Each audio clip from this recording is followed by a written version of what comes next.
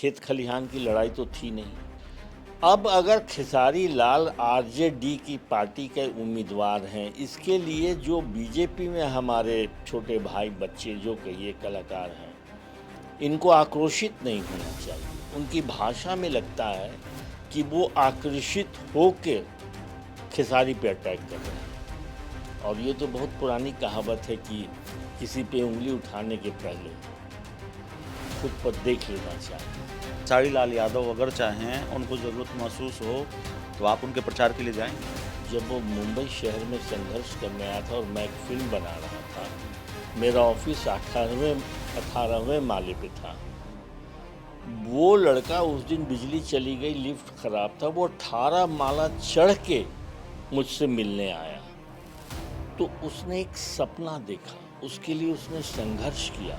मैं रविकिशन जी से मेरी बात हुई और मैंने कहा कि आप जनप्रतिनिधि हैं और पढ़े लिखे हैं, समझदार इंसान हैं। आपसे उम्मीद करता हूं कि आप भाषा का चयन ज़रूर सोच समझ के करें। आपको लगता है खेसारी लाल यादव नेता हो चुके हैं, अब सिर्फ अभिनेता नहीं हैं या गायक नहीं हैं?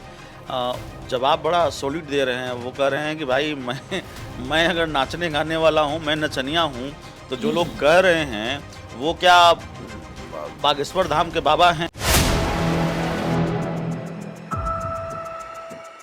अब बात होगी भोजपुरी फिल्मों के अमिताभ बच्चन से और भोजपुरी के जानदार और शानदार अभिनेता कुणाल सर से। विधानसभा का चुनाव है और इसीलिए यहाँ भी सवाल सियासी सवाल से ही शुरुआत करते हैं। आपकी इंडस्ट्री के एक बड़े सुपरस्टार हैं खेसारी लाल यादव, वो विधानसभा का चुनाव लड़ रहे हैं छपरा की विधानसभा सीट से, और भोजपुरी के दूसरे सुपरस्टारों से उनकी भिड़ंत चल रही है। आपकी इंडस्ट्री के कई जो कलाकार हैं, बड़े कलाकार रवि किशन, निरहुआ, मनोज तिवारी बीजेपी में हैं, उनको नचनिया कह दिया किसी ने खेसारी लाल को। खेसारी लाल ने कहा कि भाई हम नचनिया हैं, तो भारतीय जनता पार्टी में जो लोग हैं वो कौन है? तो ये एक जो लड़ाई चल रही है, उसको आप दूर से बैठ के कैसे देखते हैं? ये सब आप ही की इंडस्ट्री के लोग हैं, जिस इंडस्ट्री के आप महानायक हैं, उसी इंडस्ट्री के ये नायक हैं। जी हाँ, मैं सबों के साथ मैंने काम किया है, सब मेरे बच्चे की तरह हैं और बड़े व्यवहार कुशल हैं। लेकिन क्या होता है, जब आप राजनीतिक जीवन में हैं या सामाजिक जीवन या परिवार में या ऐसे भी, शब्दों का चयन सही होना चाहिए।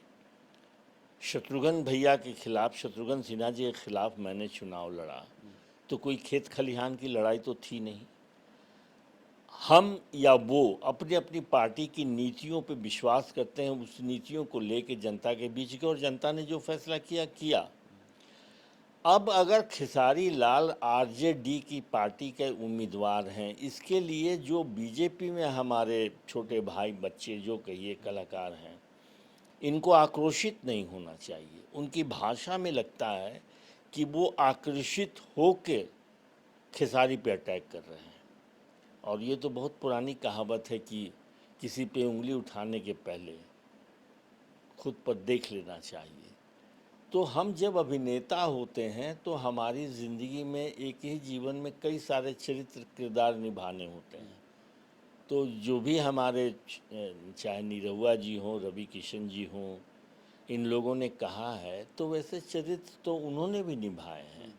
इसलिए राजनीति को अभिनय से जोड़ के इस तरह से आक्रोशित होकर शब्दों का चयन मैं उचित नहीं समझता हूँ। और मैंने बाद में रवि किशन जी से मेरी बात हुई और मैंने कहा कि आप जनप्रतिनिधि हैं और पढ़े लिखे हैं, समझदार इंसान हैं। आपसे उम्मीद करता हूँ कि आप भाषा का चयन ज़रूर सोच समझ के करेंगे। आपको लगता है खेसारी लाल यादव नेता हो चुके हैं, अब सिर्फ अभिनेता नहीं हैं या गायक नहीं हैं? जवाब बड़ा सॉलिड दे रहे हैं। वो कह रहे हैं कि भाई मैं अगर नाचने गाने वाला हूँ, मैं नचनिया हूँ, तो जो लोग कह रहे हैं वो क्या बागेश्वर धाम के बाबा हैं? देखिए, कलाकार सच पूछिए तो बड़ा संवेदनशील होता है। अब जैसे एक उदाहरण स्वरूप मैं बोलूं, जब मैं छोटा था, 8वें क्लास में पढ़ता था, तो आज की पीढ़ी को पता नहीं होगा, लेकिन उस वक्त में सीमेंट और चीनी परमिट से मिला करता था और पिताजी मंत्री थे, उनके पास वक्त नहीं था, तो मेरी जिम्मेदारी थी कि गांव से जो लोग आते थे उनकी उन समस्याओं के लिए दरखास्त लेना। तो मैं देखता था कि किसी गरीब के घर में अगर बेटी की शादी है तो चीनी उसको पहले मिलना चाहिए। मिठाई के दुकान वाले बाद में भी खरीद सकते हैं और उसको थोड़ी कीमत बढ़ा के बेच ले सकते हैं। तो उस गरीब इंसान के दुख दर्द और समस्याओं को मैंने बचपन से देखा। भोजपुरी फिल्मों का अभिनेता हुआ तो ज़्यादातर गांव में ही शूटिंग की। तो गांव की ज़िंदगी में भी मैंने देखा कि चिकित्सा के लिए, शिक्षा के लिए, सड़कों के लिए, आम जीवन की सुविधाओं के लिए कितनी समस्या है। तो ये समस्या महसूस करना आपको संवेदनशील बनाता है। तो मैं एक कलाकार हमेशा संवेदनशील होता है और उसी तरीके से खेसारी जी भी जो बोल रहे हैं वो कहीं ना कहीं उस ज़मीन से जुड़े हुए इंसान हैं। उन समस्याओं को उन्होंने बहुत करीब से देखा है, तभी बोल रहे हैं। और उस पर जब कटाक्ष किया जाता है तो प्रतिक्रिया होती है, और उस प्रतिक्रिया में उन्होंने अपने सीनियर्स के बारे में ऐसी बात की, वो भी गलत था। उनको बहुत प्यार से समझा दिया जाता कि आप ऐसे शब्दों का इस्तेमाल न करें, तो मुझे लगता है कि वो बेहतर होता। खेसारी लाल यादव अगर चाहें, चाहते हैं आपके, खेसारी लाल यादव अगर चाहें, उनको ज़रूरत महसूस हो तो आप उनके प्रचार के लिए जाएंगे? निश्चित रूप से वो मुझे प्यार और सम्मान से बाबूजी कहते हैं और मैंने उन्हें हमेशा आशीर्वाद दिया। बात हुई कि नहीं जब चुनाव लड़ा? जी हाँ, बात हुई, मैंने मुबारक दिया उनको। और उस लड़के में एक खासियत है, वो बड़ा जुझारू लड़का है।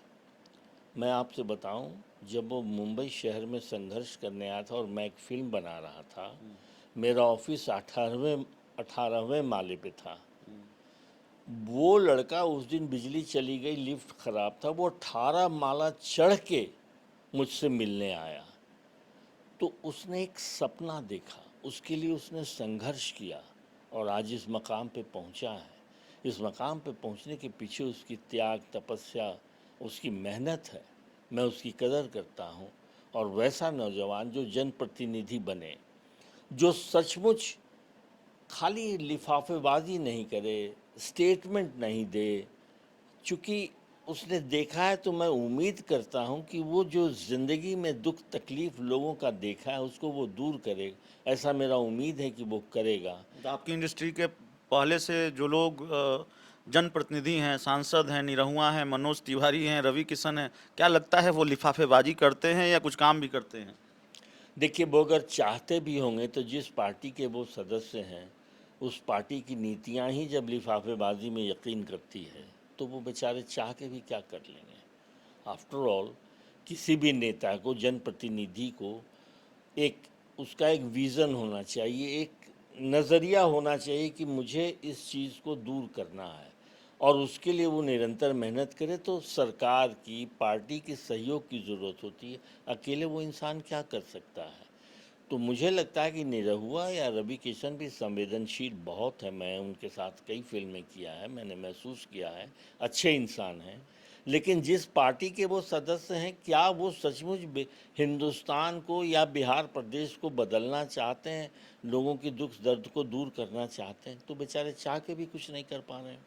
एक सवाल है, ये बड़ा गंभीर सवाल है। सवाल ये है कि चाहे कुणाल सर चुनाव लड़ें, चाहे खेसारी लाल यादव चुनाव लड़ें, या वैसे लोग, चाहे रवि किशन चुनाव लड़ें, चाहे मनोज तिवारी चुनाव लड़ें, पूंजी, जो बड़ी पूंजी होती है वो प्रसिद्धि होती है।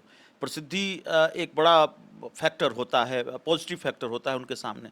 लेकिन क्या सिर्फ प्रसिद्धि के सहारे चुनाव लड़ा जा सकता है? खेसारी लाल यादव को क्या सलाह होगी? आप चुनाव लड़ चुके हैं और आपको ये मालूम होगा कि सिर्फ प्रसिद्धि मदद पहुंचाती है, सिर्फ प्रसिद्धि के सहारे गाड़ी आगे बढ़ सकती है, या फिर और क्या-क्या करने की ज़रूरत होती है? कैसे ये मामला आगे बढ़ेगा?